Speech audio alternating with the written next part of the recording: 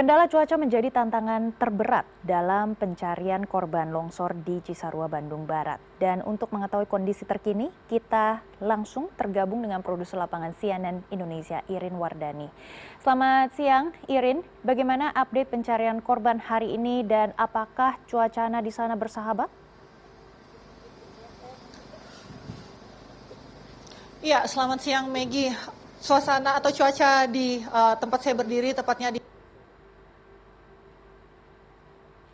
salah satu lokasi terdampak dari longsor yang terjadi pada Sabtu dini hari kemarin, tidak kondusif, sama sekali tidak kondusif. Sedianya proses pencarian dilakukan pada pukul 7 pagi seperti hari-hari sebelumnya, namun ternyata baru bisa dilakukan pada pukul 8 pagi karena kabut yang turun cukup tebal dan menghalangi jarak pandang serta akibat dari curah hujan yang cukup tinggi serta angin kencang, Maggie. Jadi itu sangat berbahaya bagi tim SAR gabungan untuk melakukan operasi pencarian para korban tanah longsor.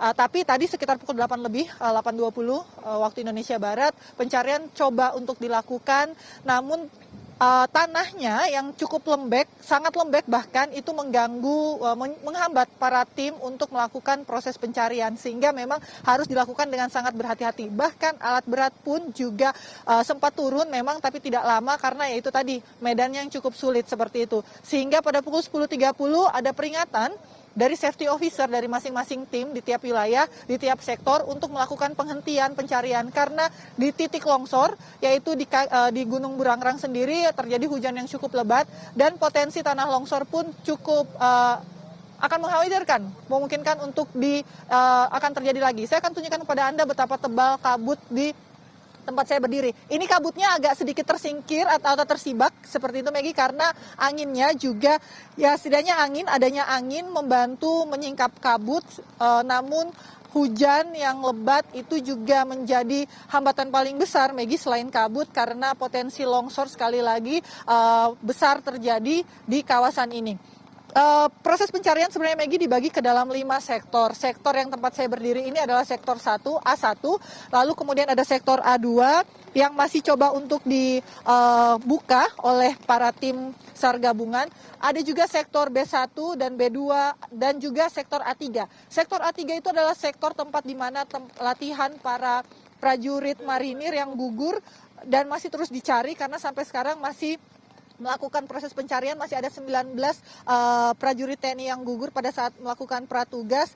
Namun sayangnya karena kondisi mereka berada paling atas sekali dari di antara kelima sektor itu, proses pencarian sekali lagi dihentikan mengingat cuaca yang tidak memungkinkan. Keselamatan memang harus menjadi pertimbangan dalam proses SAR ini karena masih ada 30 warga lagi atau 30 orang lagi yang dinyatakan hilang dan masih dalam proses pencarian.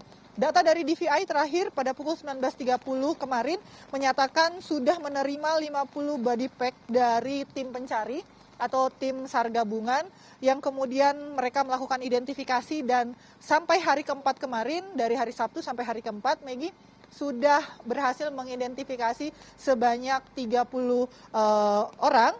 Dan kemudian masih ada 20 lagi yang dalam proses identifikasi. Tapi mengingat situasi seperti ini, sepertinya proses pencarian akan ditunda sampai cuaca yang tidak menentu. Maksud saya sampai cuaca membaik.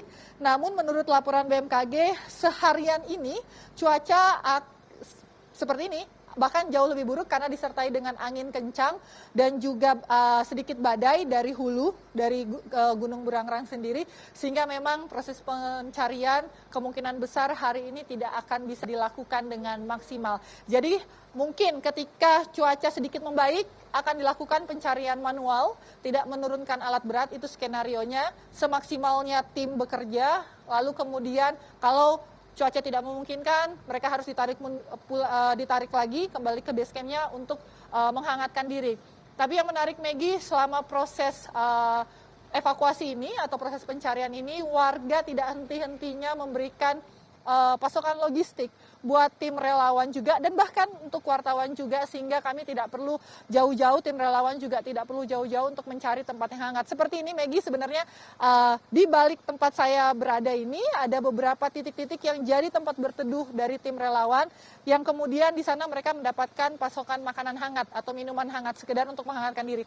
Karena suhu di sini, kalau tadi malam suhunya mencapai 17 derajat, sekarang 18 derajat Maggie, dan ini juga memungkinkan bisa mengganggu kesehatan dari para tim relawan yang setiap harinya harus turun ke bawah kedinginan, sehingga beberapa tim kesehatan dari ID Jawa Barat, dari relawan PMI, tim kesehatan, puskesmas juga semuanya juga standby mendampingi para relawan bekerja, juga menyiapkan obat-obatan yang dibutuhkan serta pakaian-pakaian hangat untuk para relawan selepas mereka melakukan pekerjaan-pekerjaannya. Maggie. Baik, kami akan terus memantau perkembangan pencarian korban longsor di sana. Terima kasih Irin Wardani atas informasinya dan selamat bertugas kembali, jaga kesehatan dan keamanan Anda. Terima kasih.